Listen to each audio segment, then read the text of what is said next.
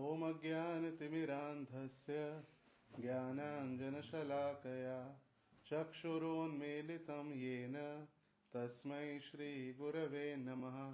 नमो ॐ विष्णुपादाय कृष्णप्रेष्ठाय भूतले श्रीमते भक्तिवेदान्त स्वामिन् इति नामिने।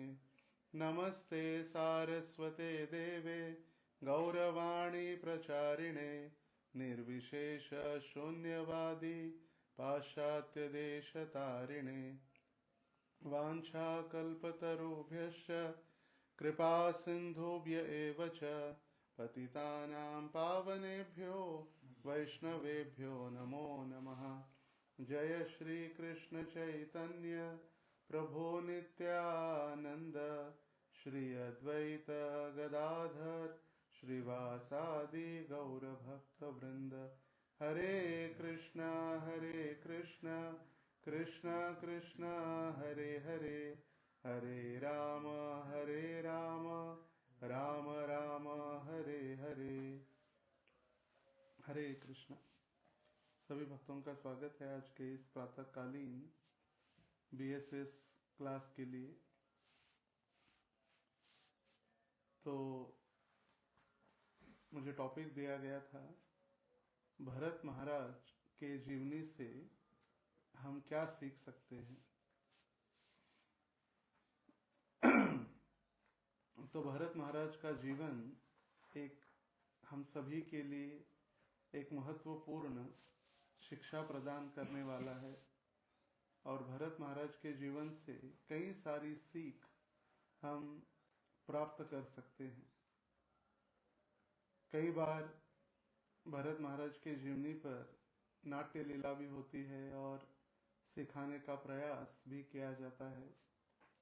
तो भरत महाराज का वर्णन श्रीमद् भागवत के 5वें स्कंद में विशेष रूप से भरत महाराज का वर्णन किया गया है और ये भरत महाराज का वर्णन आज हम चर्चा करेंगे। श्रीमद् भागवत के 5वें स्कंद अध्याय 8 और अध्याय का शीर्षक है भरत महाराज का के चरित्र का वर्णन और श्लोक संख्या है 7।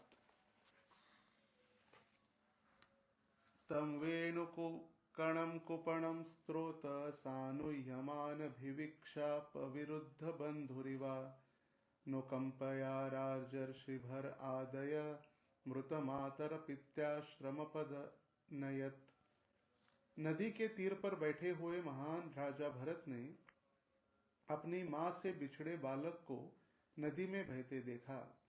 यह देखकर उन्हें बड़ी दया आई। उन्होंने विश्वास पात्र मित्र की भांति उस नन्हे शावक को लहरों से निकाल लिया और मातृहीन जानकर वे उसे अपने आश्रम में ले आए। तात्पर्य: प्रकृति के नियम जिस सूक्ष्मता से लागू होते हैं उसका हमें ज्ञान नहीं होता है। महाराज भरत उन्नत भक्त और महान राजा थे। वे परमेश्वर की प्रेमा भक्ति के बिंदु तक लगभग पहुंच गए थे, किंतु उस पद से भी वे भौतिक स्तर पर वे नीचे गिर गए। इसलिए श्रीमद् भगवद गीता में यह चेतावनी दी गई है, यम ही न व्यथयन्ते ते पुरुषं पुरुषर्षभ सम सुख दुखम स्थिरम सोमृतत्वाय कल्पते। हे पुरुष श्रेष्ठ अर्जुन, जो सुख दुख को समान समझकर इन दोनों से व्याकुल नहीं होता वह धीर पुरुष निश्चित रूप से मुक्ति के योग्य है। भौतिक बंधन से मोक्ष तथा मुक्ति के प्रति अग्रसर होने में अत्यंत सतर्क रहना चाहिए, क्योंकि थोड़ी सी भी त्रुटि रह जाने से पुनः भौतिक संसार में गिरना पड़ता है। महाराज भरत के चरित्र का अध्ययन करके यह हम सभी प्रकार की भौतिक आसक्ति से मुक्त होने की कला सीख सकते हैं, जैसा कि आगे के श्लोकों में पता चलेगा।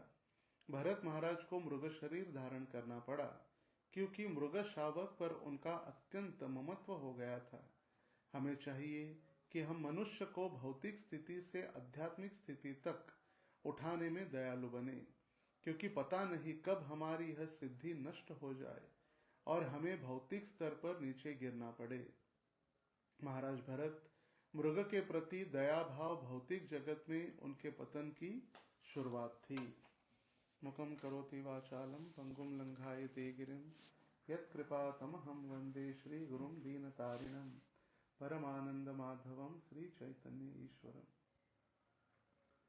तो यहाँ पर श्रील प्रभुपाद जी के द्वारा ये तात्पर्य में हम स्पष्ट रूप से समझ रहे कि भौतिक रूप से यदि हम किसी के प्रति अगर हम दया करने का प्रयास करेंगे तो निश्चित रूप से ये दया हमें बहुत महंगी पड़ने वाली है।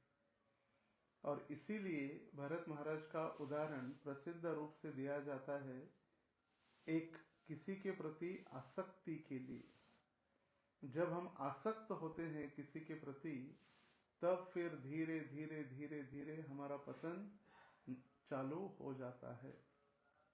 जैसे यहाँ पर वर्णन किया गया है भरत महाराज जो हमारे भारत देश या भारतवर्ष का नाम भी इन्हीं भरत महाराज के आगे हुआ है। सिर्फ यही नहीं, 3 भरत सबसे प्रसिद्ध है वैदिक सभ्यता में। सबसे पहले ये भरत महाराज, दूसरे शकुंतला और दुष्यंत के पुत्र भरत, और तीसरे प्रभु रामचंद्र के भाई भरत। तो ये 3 भरत प्रसिद्ध है और ये भरत महाराज के ही नाम से आगे चलकर भारतवर्ष या भारत का जो पूरे विश्व को भारतवर्ष कहा जाता था। तो भरत महाराज से ही इनका नाम ये प्रसिद्ध हुआ है। तो ये भरत महाराज के विषय में वर्णन किया गया है कि भरत महाराज पूरे विश्व के एक छत्र सम्राट थे। सम्राट मतलब एक राजा नहीं, सम्राट मतलब पूरे पृथ्वी के राजा और उनके अधीन अलग अलग राज्यों के राजा। जैसे पूरे पृथ्वी के सम्राट कौन है? भरत महाराज। फिर मध्य प्रदेश, भारत, अलग अलग जो प्रांत है उनके अलग अलग राजा। तो उसके पहले भरत महाराज के पहले इस पृथ्वी को या इस विश्व को अजनाब वर्ष भी कहा गया है। अजनाब वर्ष, मगर अजनाब राजा उस समय प्रसिद्ध थे। मगर उसके बाद जब भरत महाराज राजा बने तो उनकी ख्याति और उनकी प्रसिद्धि देखकर पूरे विश्व का या पूरे पृथ्वी का नाम ही भारतवर्ष कहा गया। तो भारत महाराज देखिए इतने प्रसिद्ध है कि पूरे पृथ्वी के राजा थे और एक सम्राट, एक छत्र सम्राट, जिनके एक छत्रता या आश्रय में पूरा विश्व राज्य कर रहा था। अभी ऐसे सम्राट जिनके पास, देखिए अंग्रेजी में कहावत है, every beggar is attached to his penny. जैसे एक भिखारी के पास 1 रुपया भी है तो उसको आसक्ति रहती है, मगर भरत महाराज के पास पूरा विश्व था भोग करने के लिए। और इनकी प्रसिद्धि इतनी है, इनके विषय में कहा गया है कि वो जब उन्होंने अपना राज्य समाप्त करने के लिए उनको जब इच्छा हुई और उन्होंने सोचा कि अभी मुझे राज्य छोड़कर भगवान की भक्ति में लगना है। जैसे हम भी सोच रहे हैं, हम भी अभी धीरे धीरे क्या करना चाहिए, सब कुछ घर वगैरह त्याग करके भक्ति में लगना चाहिए या पूरा समय भगवान की सेवा में लगाने का हमें प्रयास करना है। हम भी सोच रहे तो उन्होंने भी सोचा। अभी हमारे पास क्या है छोड़ने के लिए? एक घर, माता पिता, और वो भी घर कभी किराए का है या कोई फ्लैट है जिस फ्लैट में हम एक कील भी नहीं मार सकते सोसाइटी के परमिशन के बिना। और हमको लगता है हम बहुत कुछ छोड़ रहे भगवान के लिए। प्रभु जी क्या क्या नहीं छोड़ा, मैं फुल टाइम बन गया। करके हम सुनते हैं मैं फुल टाइम भक्त हूँ। फुल टाइम, फुल टाइम शब्द का अर्थ है फुल टाइम भगवान की सेवा के लिए, ना कि सिर्फ फुल टाइम हम बने हमारी इंद्रिय तृप्ति के लिए। फुल टाइम शब्द है पूर्ण रूपेण, पूर्ण समय हम भगवान की सेवा के लिए दे। तो भरत महाराज भी सोचे कि अभी मैंने बहुत राज्य वगैरह कर लिया, अभी पूरा समय मुझे भगवान की सेवा में देना अच्छा होगा। और भगवत सेवा में पूरा समय देने के लिए भरत महाराज ने अपना सारा ऐश्वर्य त्याग दिया। अभी यहाँ पर एक घर, एक शहर, एक गांव, एक राज्य, एक देश की बात नहीं हो रही है। पूरे पृथ्वी के एक छत्र सम्राट उन्होंने त्याग किया है संसार का। और उनकी विशेषता है, श्रील प्रभुपाद जी या सुखदेव गोस्वामी भागवत में वर्णन करते हैं, जैसे एक व्यक्ति शौच क्रिया करने के बाद तुरंत बाहर निकलता है, फ्लश किया बाहर निकल गया, और देखता है क्या कैसे टॉयलेट किया है, कैसा रंग है, कितना वजन है, कभी नहीं। तो ऐसे उनका वर्णन किया गया है। एक बार उन्होंने अपना ऐश्वर्य त्याग दिया तो पीछे मुड़कर उन्होंने देखा नहीं। हमारे एक वरिष्ठ भक्त है श्रीमान भगवान प्रभु, जिन्होंने श्रीमद् भगवत गीता और भागवत का अंग्रेजी भाषा से मराठी में भाषांतर करने में उनका बहुत उन्होंने योगदान दिया है मराठी भक्तों के लिए। तो वो एक बार कथा कर रहे थे और कथा में उन्होंने कहा, एक व्यक्ति शौच क्रिया करने गया और जब शौच क्रिया कर रहा था तो उसको गंदी बदबू आ रही थी और फिर वो नाक बंद कर था, अरे कितना गंदा है। तो उस समय वो शौच से आवाज आई, जो शौच थी विष्ठा, उससे आवाज आने लगी, अरे कल तो मैं गुलाब जामुन था, मगर तेरे शरीर का संग करने के कारण ये मेरा हालत हो गया है। देखिए मतलब हमारा शरीर कितना भयंकर है। हम खाते तो बहुत अच्छी चीजें हैं, और गुलाब जामुन कहने लगा मैं तो गुलाब जामुन था, मगर तेरे शरीर का संग करने से ये मेरी हालत हो गई है। कभी कभी हम सोचते हैं कि सांप हमें डसेगा तो हम मर जाएंगे, मगर पूरे संसार में सबसे जहरीला यदि कोई प्राणी है तो मनुष्य है। और जहरीले सांप को भी हम काट देंगे तो सांप मर जाएगा, हम नहीं मरेंगे। कल मैं एक चित्र देख रहा था, उसमें जो रंग बदलने वाली गिरगिट होती है, गिरगिट, वो गिरगिट आत्महत्या करने लगी, फांसी लगा ली। और जब फांसी लगा रही थी तो उसने सुसाइड नोट में लिख के रखा, मैं मनुष्यों के जैसे रंग नहीं बदल सकती, इसीलिए मैं आत्महत्या कर रही हूँ। अभी रंग बदलने के लिए गिरगिट सबसे प्रसिद्ध है, क्योंकि जैसे भी पेड़ पर जाए ग्रीन, फिर नीचे आ जाए जमीन के ऊपर लाल, जितने चाहिए वो रंग बदल सकती है। मगर उसने भी आत्महत्या कर दी मनुष्यों के सामने, बोले इनके जैसा तो मैं रंग नहीं बदलती, सुसाइड नोट में उसने लिख के रखा। तो वर्णन है कि उन्होंने जैसे ही त्याग किया अपने ऐश्वर्य का, पीछे मुड़कर एक बार भी उन्होंने देखा नहीं, और सीधे पहुंच गए नेपाल के पास, जहां पर गंडकी नदी, या गंडकी नदी में जहां पर शालिग्राम शिलाएं प्राप्त होती है। शालिग्राम जो स्वयं भगवान का एक मूर्ति या भगवान के विग्रह ही है, शालिग्राम जो काला पत्थर, दिखने में तो पत्थर है मगर साक्षात भगवान है, या भगवान नारायण विष्णु है। और एक काला पत्थर होता है जो पूरा गोल, उसके ऊपर कोई चिन्ह नहीं होते, वो है नर्मदेश्वर महादेव, जो आप कभी भी यात्रा में वगैरह जाएंगे, लोग वहां बेचने वाले कहते हैं शालिग्राम है, शालिग्राम है। शालिग्राम के ऊपर चिन्ह होते हैं, शंख, चक्र, गदा या जनेऊ, उसके अलग अलग चिन्ह होते हैं। तो अलग अलग चिन्हों से हम पहचान सकते हैं कौन सी शालिग्राम शिला है। सुदर्शन चक्र है, नरसिम्हा शिला है, दामोदर शिला है, ऐसे अलग अलग। और जो पूरी गोल और पूरा एक भी बिना चिन्ह काली शिला होती, वो है नर्मदा नदी में प्राप्त होने वाली नर्मदेश्वर महादेव। तो जब ये गंडकी नदी के तट पर पहुंचे, वहां पर वो भक्ति करने लगी। अभी इतने, एक मैं बार बार कह रहा हूं, कोई साधारण व्यक्ति ने घर का त्याग नहीं किया है। हमको लगता है प्रभु जी हमने घर त्याग दिया, पूरा संसार त्याग दिया, चाय भी त्याग दी हमने, कितने सारे नियम पालन कर रहे, क्या मिला मुझे, क्या दिया भगवान ने। कभी कभी बोलते हैं भक्त, क्या मिला मुझे इतना कष्ट करने के बाद।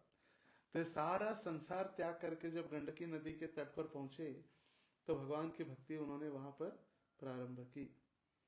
जब भक्ति प्रारंभ की तो रूप गोस्वामी भक्ति के अलग अलग 9 अंग बताते हैं। आदौ श्रद्धा तथा साधु संग भजन क्रिया अनर्थ निवृत्ति स्यात्। तो ये अलग अलग स्टेप्स है, या जैसे पायरी कहते हैं, अलग अलग सोपान है भक्ति के। तो सबसे पहले श्रद्धा है। व्यक्ति के हृदय में श्रद्धा उत्पन्न होती है, इसीलिए व्यक्ति भगवान के मंदिर में या भक्तों के साथ में आता है। आदौ श्रद्धा तथा साधु संग। जब श्रद्धा के कारण वो मंदिर में आता है तो उसके साथ संबंध होता है, किसके साथ? भक्तों के साथ। आदौ श्रद्धा तथा साधु संग। और जैसे साधु संग या भक्तों का संग होता है, उसकी भजन क्रिया प्रारंभ होती है। जैसे देखिए, कभी कभी नए लोग मंगल आरती में आते हैं, दर्शन करते, फिर वो बैठ जाते, फिर कोई भक्त उठ के चला जाता है, उनको एक माला देता है, सिखाता है, देखिए ऐसे माला पकड़िए, एक नाम लीजिए, जप कीजिए, या कीर्तन में भाग लीजिए। तो ये है तीसरा भजन क्रिया। चौथा है अनर्थ निवृत्ति। जो धीरे धीरे भजन उसका अच्छे से प्रारंभ होने लगता है, तो हृदय के अंदर जो अनर्थ है, पूजा, काम, लोभ, मद, मोह, मात्सर्य, कुटिनाटी, जीव हिंसा, असंख्य जो अनर्थ है, वो अनर्थों से धीरे धीरे वो मुक्त होने लगता है। ये चौथा स्टेज हो गया। पांचवा है निष्ठा। उसको भगवान के प्रति निष्ठा उत्पन्न होने लगती है। फिर छठा है रुचि। रुचि मतलब उसको भगवान, जैसे हम खाते हैं, खाने में जैसे आनंद लगने लगता है। करेला खाने में आनंद आता है क्या कभी? नहीं। गुलाब जामुन खाने में बहुत आनंद आता है, रोज और एक। तो ऐसे जब रुचि होती है, रुचि मतलब टेस्ट देने वाली, इसीलिए रस और रुचि ये शब्द, रस मतलब जो टेस्ट है, और इसीलिए जिह्वा को रसना कहा गया है। रसना मतलब जो गर्मी पीते हैं वो नहीं, ये रसना, रसना मतलब जिह्वा, जो जीव को भी रसना कहा गया है, जो टेस्ट कर सकती है। तो रुचि उत्पन्न होने लगती है भगवत भक्ति में। सातवां है आसक्ति। भगवान के प्रति आसक्ति बढ़ने लगती है, अपने आप भौतिक संसार से निरासक्ति और भगवान के प्रति आसक्ति। और आठवां है भाव। भगवान के प्रति जो प्रेम भावना या भाव उत्पन्न होता है। और नौवां है प्रेम, शुद्ध प्रेम। अभी भरत महाराज देखिए, आदौ श्रद्धा तथा साधु संग, भजन क्रिया, अनर्थ निवृत्ति, निष्ठा, रुचि, आसक्ति, भाव स्तर तक पहुंच गए थे। हमारे जैसे वैदिक भक्ति में नहीं, ये करो ये मत करो, डूज एंड डोंट्स, मतलब वैदिक भक्ति, विधि और विधान के साथ। हमें कहा जाता है कि ये करना है आपको, हर रोज 16 माला जप करो, मंगल आरती में आओ, भागवत कथा श्रवण करो, या भक्तों की सेवा करो, भगवान के विग्रहों की सेवा करो। ये लिस्ट होती है डूज। डोंट्स में क्या क्या है? नहीं करना है, अभक्तों का संग नहीं करना है, मांसाहार नहीं करना है, व्यभिचार नहीं करना है, असत्संग नहीं करना है, या मादक द्रव्यों का सेवन नहीं करना है, जुआ नहीं खेलना है। ये करना है, ये नहीं करना है, डूज एंड डोंट्स। इसको कहा गया वैदिक भक्ति, विधि और विधान के साथ। ये करो ये मत करो। उसके बाद है रागानुगा भक्ति। राग अनुगा, स्वाभाविकता से भगवान की भक्ति। अभी क्या है, डर के मारे काउंसलर डांटेंगे, या आज मंगल आरती मिस हो गई तो 12 बजे तक प्रसाद नहीं मिलेगा, अगर मंगल आरती में नहीं गया तो 108 बार महामंत्र लिखना पड़ेगा, कौन टाइम पास करेगा? उससे अच्छा भागते हुए चलते हैं और मंगल आरती में पहुंच जाते हैं। मगर रागानुगा भक्ति में ऐसा उत्पन्न होगी मन स्थिति कि कब भगवान के पट खुलेंगे, कब भगवान दर्शन देंगे, कब मैं भगवान के दर्शन करूंगा, मंगला दर्शन करूंगा। ये स्वाभाविक इच्छा, किसी के डर के मारे नहीं, भय के कारण नहीं, स्वाभाविक प्रेम के कारण। तो ये है रागानुगा भक्ति और वैदिक भक्ति।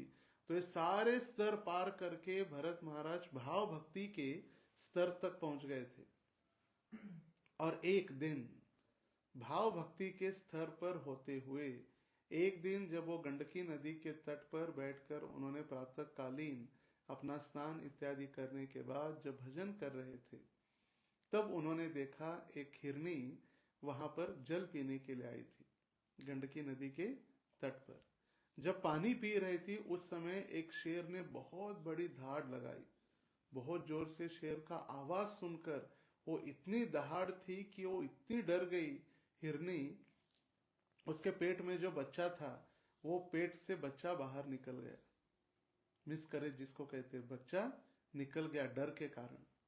और उसने डर के कारण, बच्चा बाहर निकल ही रहा था, डर के कारण उसने पानी में कूद गई और वो बच्चा पानी में गिर गया। जैसे तैसे वो पानी से बाहर आई और गुफा के तट पर पहुंची और वहीं पर उसकी मृत्यु हो गई डर के कारण। तो ये सारा दृश्य भरत महाराज देख रहे थे। अभी वैष्णव तो स्वाभाविक प्रेम, अभी देखिए हम जीवों के प्रति जीवे दया, नाम रुचि, वैष्णव सेवन जब हम सुनते हैं, वैष्णव जन तो तोने न कहिए पीड़ पराई जाने रे। वैष्णव तो वही है, पर दुखे दुखी पर सुखे सुखी। तो इतने भाव स्तर तक पहुंच गए थे, तो गलत था क्या? गलत तो नहीं था।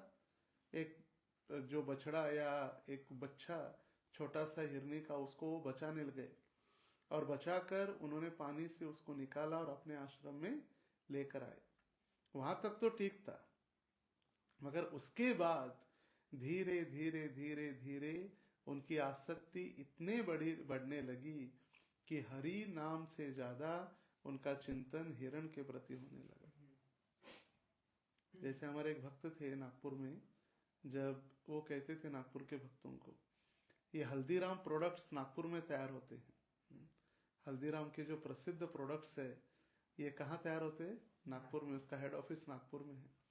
तो भक्त बताते थे, नागपुर के भक्त, हरी हरी, हाँ, हल्दीराम हल्दीराम नहीं, हल्दीराम नहीं करना है, हरी हरी करना है। तो यहाँ पर ऐसी स्थिति अभी भरत महाराज की हो गई। हरी हरी नहीं, अभी क्या हो गया? हिरन हिरन चालू हो गया।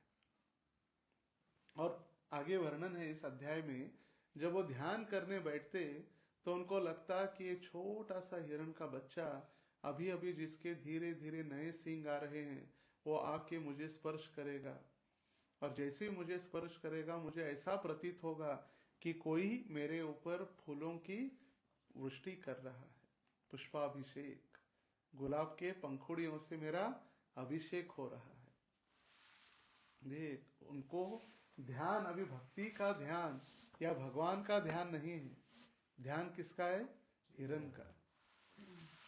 और उस तात्पर्य में श्रील प्रभुपाद जी लिखते हैं, यदि हम भी जप कर रहे या गायत्री कर रहे, भगवान का ध्यान कर रहे, और उस समय हमारे मन में इंद्रिय तृप्ति के विषय उत्पन्न हो रहे हैं, इसका मतलब हमारा भक्ति से पतन होने का संकेत है।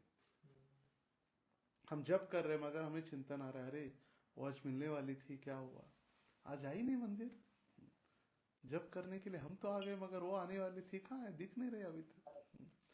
तो ये हमारे भक्ति से पतन होने का संकेत है।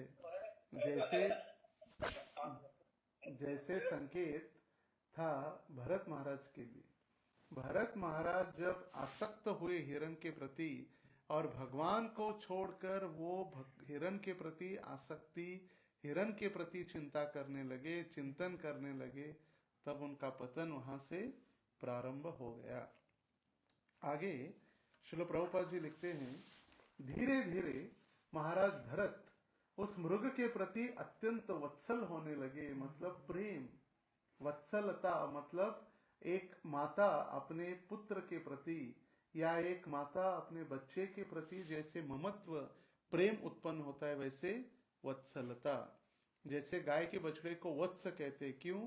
क्योंकि गाय का प्रेम उसके वत्स के प्रति, और भगवान को कहा जाता है भक्त वत्सल। वत्सल मतलब प्रेम।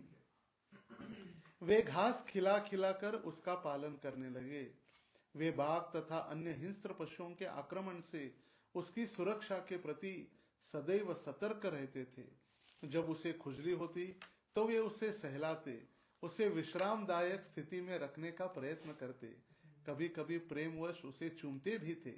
इस प्रकार मृग के पालन पोषण में आसक्त हो जाने से महाराज भरत आध्यात्मिक जीवन के विधि विधान भूलते गए, यहाँ तक कि धीरे धीरे श्री भगवान की आराधना भी भूल गए। कुछ दिनों के बाद वे अपनी आध्यात्मिक उन्नति के विषय में सब कुछ भूल गए। अब ये रागानुगा या वैदिक भक्ति नहीं है, भाव भक्ति के स्तर तक पहुंचा हुआ व्यक्ति धीरे धीरे सब कुछ भूलने लगा। और ये हमारे लिए सबसे महत्वपूर्ण सीख है। हम हर रोज हमें गुरु और वैष्णवों के प्रति प्रार्थना करनी चाहिए। भगवान को तो हम करें, मगर गुरु और वैष्णव के प्रति हमें प्रार्थना करनी चाहिए कि जिस कार्य के लिए हम आए हैं उसे न भूले। हम भूल जाते हैं जिसके लिए आए हैं। हम सबसे पहले भक्ति में आते हैं सीखने के लिए, मगर थोड़े समय के उपरांत हमको लगता है हम सीखने के लिए, हम सिखाने के लिए आए हैं। हमको लगता है पहले हम दास बनकर आए हैं, मगर कुछ समय बाद हम बॉस बनने का प्रयास करते हैं। मुझे क्यों सेवा में लगा रहे? इतने सारे भक्त हैं, उनको भी लगाओ कभी कभी सेवा में। हम तो हर रोज करते ही है। हमको लगता है कि हम आए किस लिए? हम भक्ति करने के लिए आए हैं। जब सेवा बताओ तो बोलते साधना करनी है। साधना करके हम क्या प्रार्थना करें? भगवान को सेवा मांग रहे। साधना मतलब क्या करें? हम जप करके क्या कर रहे? हे हरि, हे श्रीमती राधा रानी, हमें भगवान की सेवा में लगाइए। और यदि हमें कोई सेवा बताते हम कहते हैं हमें साधना करनी। प्रभु जी no, this is reading time. प्रभु जी this is chanting time.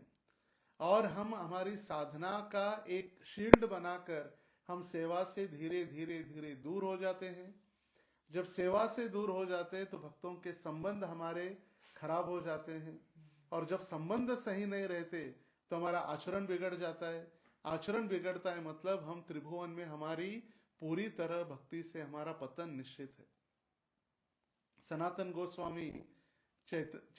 Goswami को चैतन्य महाप्रभु कहे, हे सनातन, तुम इतने पवित्र हो कि तीनों ब्रह्मांड में, तीनों लोकों में आपकी पवित्रता इतनी महान है कि देवी देवता भी आपको स्पर्श करने से वे पवित्र हो जाएंगे। क्यों? क्योंकि आप वैष्णव सदाचार का पालन कर रहे हो। और यदि आप वैष्णव सदाचार का पालन नहीं करोगे तो आपकी ख्याति त्रिभुवन में नष्ट हो जाएगी। देखिए, हम साधना करके सेवा मांग रहे, सेवा नहीं करेंगे तो हमारा संबंध बिगड़ जाएगा। कौन हमें सेवा बताएगा? हमारे अधिकारी नहीं प्रसन्न, हमारे काउंसिलर प्रसन्न नहीं, हमारे गुरु हमसे प्रसन्न नहीं। हम किसको प्रसन्न करने के लिए आए थे? हम सेवा करके हमारे गुरु, हमारे अधिकारी, हमारे वैष्णव, काउंसिलर, इनको यदि हम प्रसन्न नहीं कर पा रहे तो हम भगवान को कहां प्रसन्न करेंगे? हमको लग रहा है नहीं मैं भगवान को प्रसन्न करूं, मैं सेवा कर रहा हूं ना। मैं सेवा करके भगवान तो बोलने के लिए नहीं आ रहे कि भाई तेरे सेवा से मैं प्रसन्न हूं। गुरु महाराज जी बता रहे थे, जब किसी मंदिर में भक्त समुदाय प्रसन्न है इसका मतलब भगवान प्रसन्न है। यदि भक्त प्रसन्न नहीं है तो भगवान प्रसन्न नहीं है। ये सिद्धांत है। और इसीलिए देखिए, हम धीरे धीरे धीरे हम किस लिए आए हैं वही भूल जाते हैं। हम सिर्फ ऊपरी जो हमारा आभूषण है, मैं ब्रह्मचारी हूं, मैं फुल टाइम भक्त हूं, मैं दीक्षित हूं, मैं ब्राह्मण दीक्षित हूं, मैं काउंसिलर हूं, मैं अधिकारी हूं, मैं अध्यक्ष हूं, ये बाहरी लक्षण है। ये बाहरी उपाधियों में ही हम इतने आसक्त या इतने अटक जाते हैं कि हम किस लिए आए वही भूल जाते हैं। और इसीलिए कृष्ण भावनामृत में ब्रह्मचारी नामक जो ग्रंथ लिखा है परम पूज्य भक्ति विकास महाराज जी ने, उसमें लिखते हैं महाराज जी कि ये सारी उपाधियां हैं। ये ब्रह्मचारी, गृहस्थ, वानप्रस्थ, संन्यास, ये सारी उपाधियां हैं। इन उपाधियों के परे हमारा शाश्वत एक स्वरूप है, वो है भगवान का नित्य दास। जीवेर स्वरूप है कृष्णेर नित्य दास। वो दास बनकर रहना। परम पूज्य राधानाथ स्वामी महाराज बताते हैं, we come as servant of the servant of the servant of the servant. After some time we become servant of the servant. After some time we become only servant, and then we become first with dasanu dasanu dasanu das, then dasanu das, then only das, and after initiation we think ourselves as a Prabhu, and then we compete with Mahaprabhu. हम दासानु दास बनकर आते हैं, फिर दास, और फिर दीक्षा के बाद हम प्रभु बन जाते हैं। यदि कोई गलती से हमें दास कहे तो हम कहते हैं अरे ऐसे कैसे कह सकते हैं? दास नहीं, प्रभु जी कहना चाहिए। क्या है? प्रभु, मैं अभी दीक्षित भक्त हूं। और फिर हम स्पर्धा करते हैं चैतन्य महाप्रभु के साथ। तो ये जो भावना है, यही भावना हमारे पतन का कारण है। तो हम सोच सकते प्रभु जी हमारे पास तो हिरण नहीं है, या ना हम नदी के तट पर या चंद्रभागा के तट पर बैठकर हम किसी हिरण के प्रति आसक्त हुए हैं। नहीं, हमारे पास भरत महाराज का एक उदाहरण प्रस्तुत किया गया है, या हिरण का एक उपमा देखकर।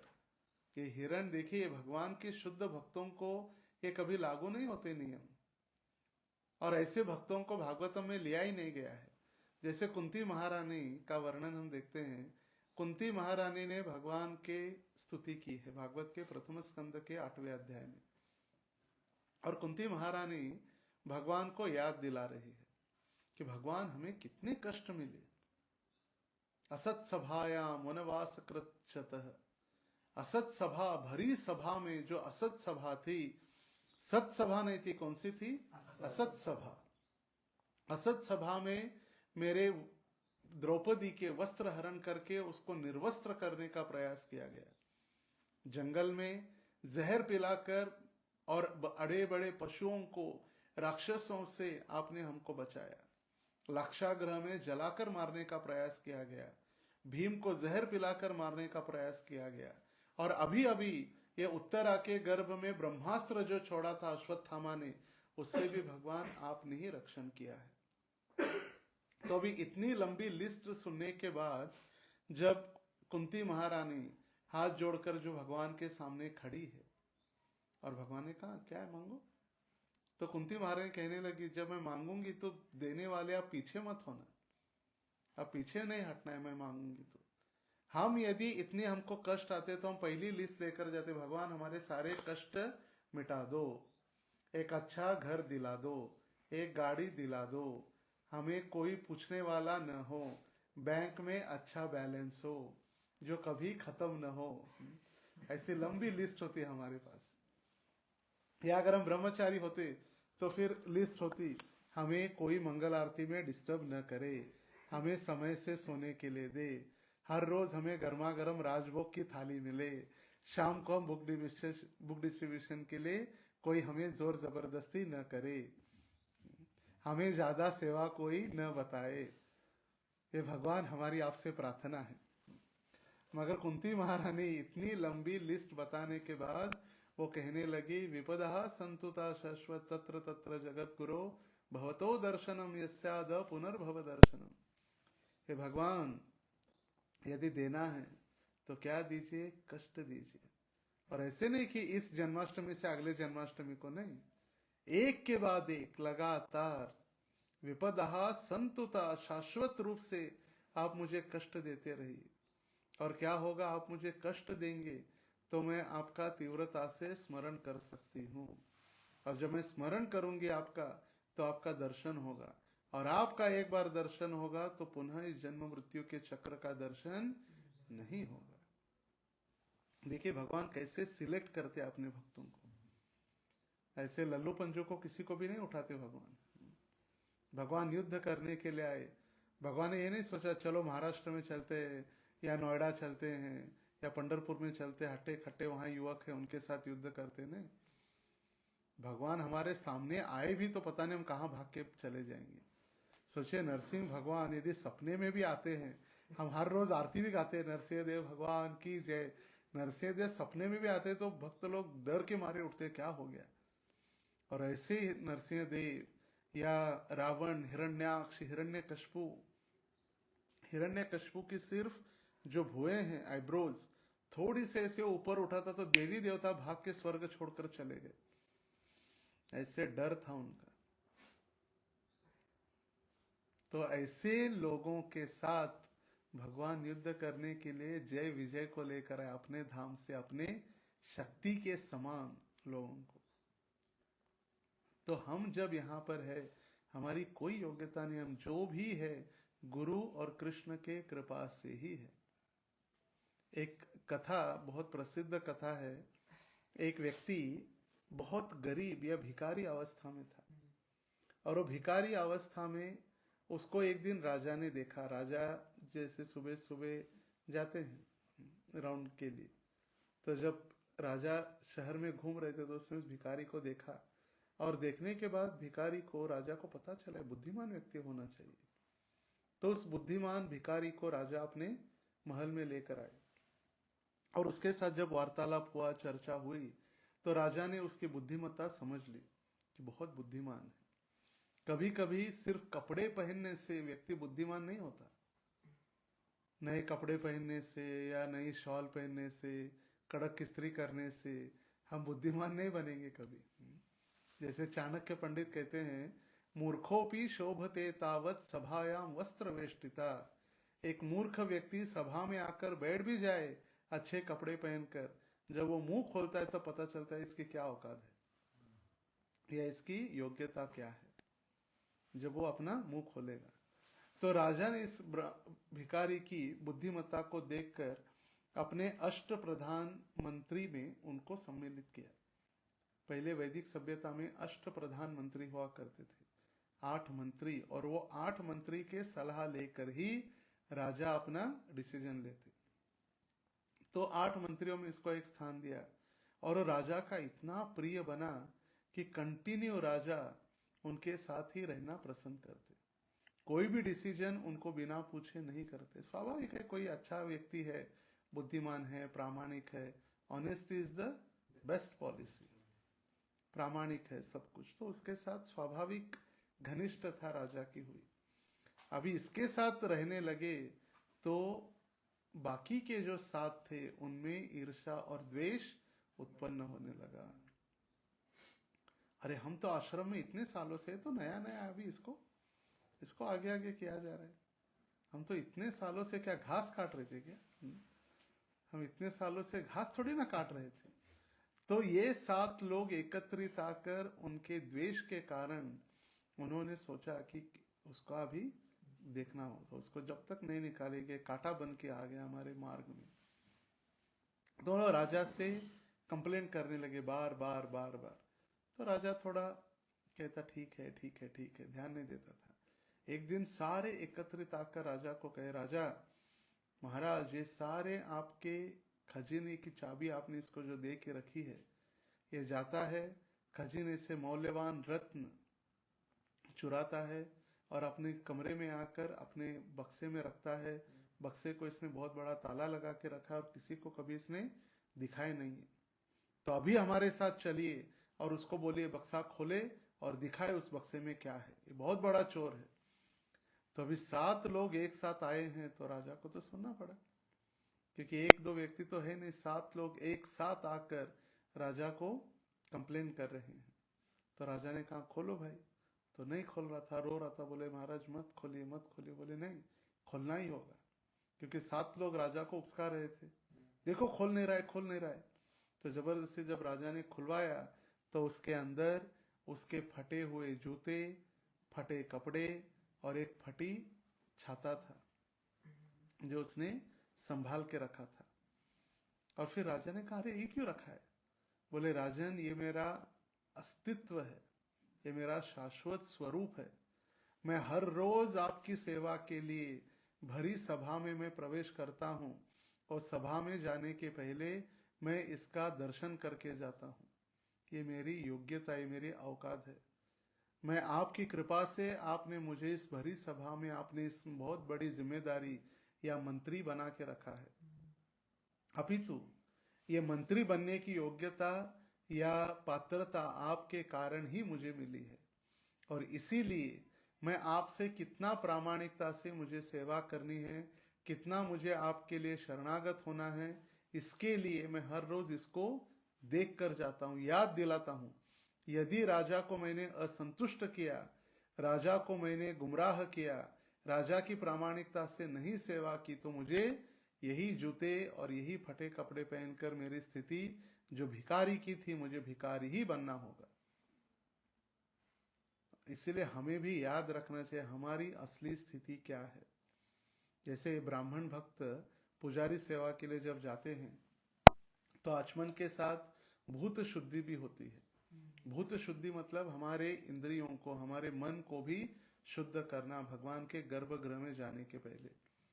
और वहां पर लिखा है कि हे गुरुदेव, गुरु महाराज से प्रार्थना की जाती है, गुरुदेव मैं एक गंदी नाली के कीड़े के समान मैं सड़ रहा था इस संसार में, मगर आपने अहेतुकी कृपा करके उस गंदी नाली से मुझे उठाकर भगवान के चरणों में एक धूलि का कण बना दिया है, और मुझे आशीर्वाद दीजिए कि मैं भगवान की सेवा प्रामाणिकता से कर सकूं। गोपीर भरतु पद कमलयोर दास दास अनुदास, मैं दासानुदास बनकर भगवान की सेवा कर सकूं। आचमन, शुद्धिकरण और भूत शुद्धि ये करके फिर गर्भगृह में प्रवेश किया जाता है। हमें याद दिलाना पड़ता है कि मैं एक गंदी नाली का कीड़ा था,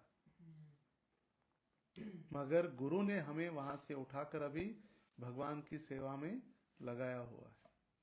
तो हमें भक्तों के बीच जब हम रहते हैं तो बहुत सावधानी पूर्वक सेवा करनी है।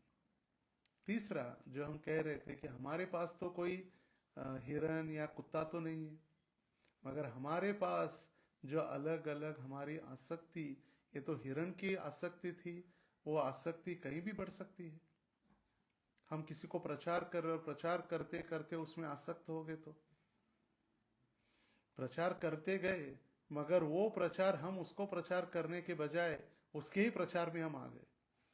हम उसके साथ मूवी देखने गए, उसके साथ हम होटल में खाना खाने, प्रभु जी प्रचार कर रहा हूं इसीलिए जा रहा हूं उसके साथ, उसको भक्त बना रहा हूं। मोबाइल है, सोशल मीडिया है, इंस्टा फेसबुक है। मैं एक भक्त को पूछ रहा था, रात में क्यों देखते? प्रभु जी कुछ नहीं, रात में देखने की आदत है, रात में बिना देखे नींद नहीं आती। सोशल मीडिया जब तक हम देखते नहीं है नींद नहीं आती, क्या हो रहा है संसार में। या हमारे मित्र परिवार को जब हाय हेलो नहीं कहते, आई लव यू तो नहीं कहेंगे, हाय हेलो नहीं कहते, तब तक नींद नहीं आती। ये भी हो सकता है हिरण के प्रति। जैसे भगवान कहते हैं वायुर नावम इवाम भसी, जब समुद्र में जो नौका है, नौका ऐसे नहीं कि कुछ भी कारणवश एक भी गड़बड़ हो गई, गलती से पानी आ गया, हवा तेजी से चलने लगी, कुछ भी हो, वो नौका डूबने वाली है। उसी प्रकार हमारी सारी इंद्रियां भगवान की सेवा में हैं, मगर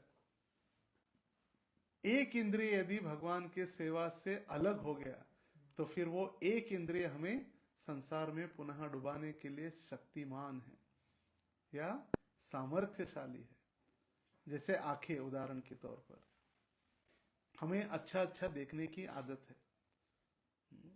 फॉर एग्जाम्पल मूवी, कई सारे भक्तों को हमने देखा है सारा छूट जाता है, मगर मूवी देखने की आसक्ति नहीं छूटती। रोज नहीं छूट नहीं रहा है। तो जब हम मूवी देख रहे या भौतिक कार्य देख रहे, भले ही हम कुछ कर नहीं रहे इस स्थूल इंद्रियों से, सिर्फ हम देख रहे, मगर देखने से, उसका चिंतन करने से हमारी सूक्ष्म इंद्रियां वो कार्य करने लगती है। प्रभु जी हम बोलते नहीं, हम मन में हैं, मगर मन की बात मुंह पर आने के लिए ज्यादा समय नहीं है। जो मन में है वो मुंह में है, जो मुंह में आता है वो कार्य में आ ही जाता है।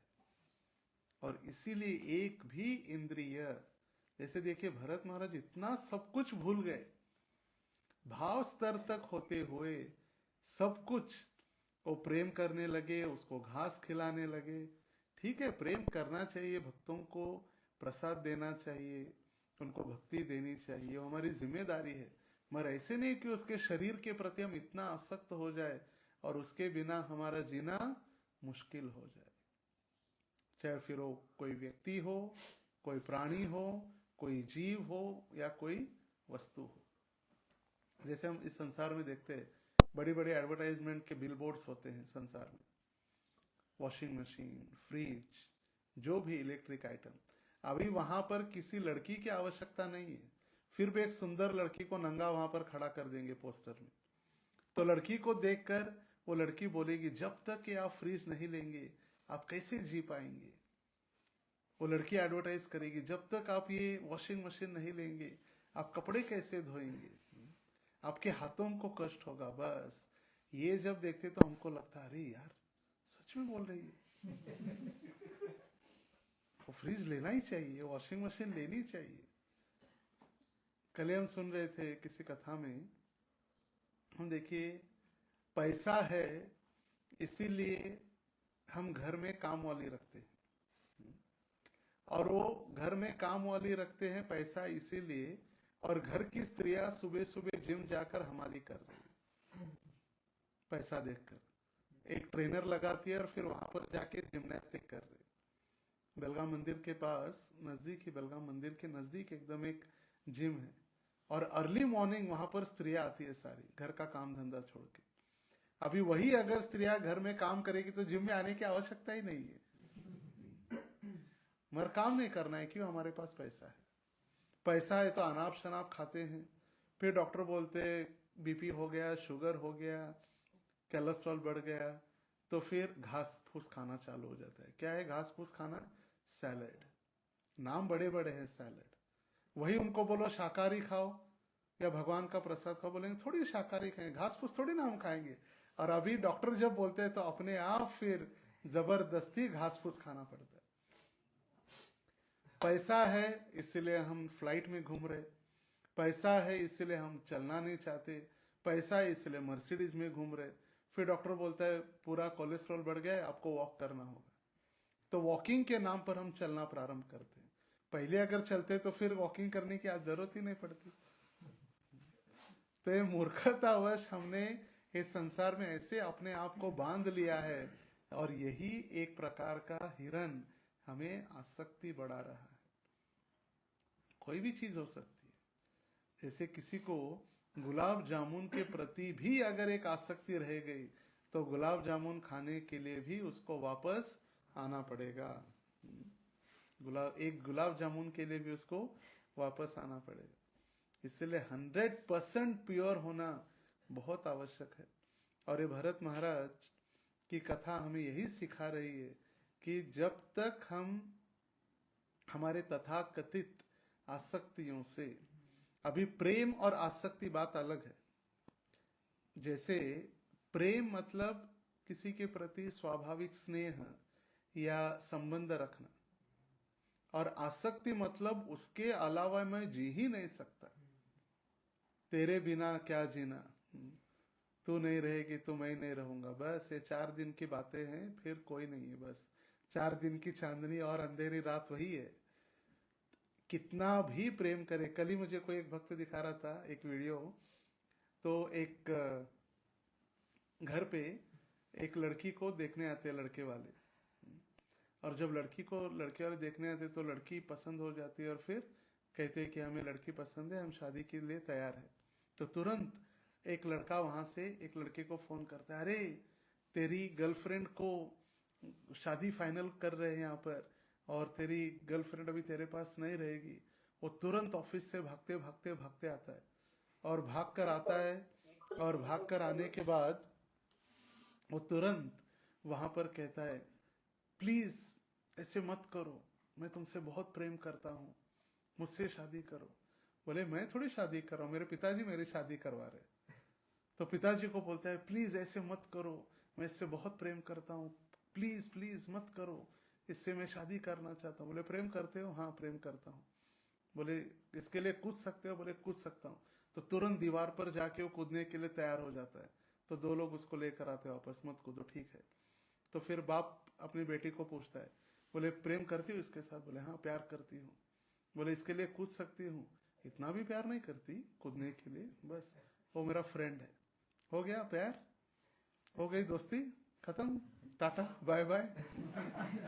तो यही संसार की बातें जो हम कर रहे, मेरे अलावा कुछ नहीं होगा।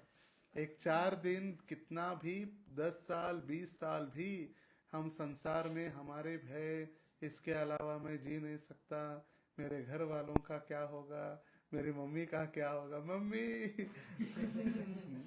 तो कुछ नहीं, 4 दिन मोबाइल बंद करके वृंदावन यात्रा में आइए, 6 दिन वहां पर रहिए, 8-10 दिन नहीं आएंगे वापस तो 10वें दिन घर वाले दशक्रिया विधि करेंगे, फोटो लगाएंगे, और 12वें दिन भूल भी जाएंगे। कोई किसी का बचा नहीं हमारे लिए। हमको सिर्फ लग रहा है कि हमारे अलावा कुछ नहीं होगा, कुछ नहीं होता, कुछ नहीं है संसार में, भूल जाएंगे 8 दिन बाद। जब तक हम किसी की इंद्रियों को संतुष्ट करने का प्रयास कर रहे, तब तक हमें सबको याद करने वाले हैं। जब तक हम पैसा दे रहे, घर वाले याद करेंगे। जब तक हम इंद्रिय तृप्ति पूर्ण कर रहे तब हमारी तथाकथित प्रेयसी पत्नियां हमें याद करेगी, उनकी इंद्रिय संतुष्टि बंद हो जाएगी, पैसा देना बंद हो जाएगा, अपने आप सब हमें भूलने लगेंगे। कोई नहीं है संसार में सिवाय भगवान के, और वो भगवान जो सदैव अपने भक्तों के साथ 24/7 रहते।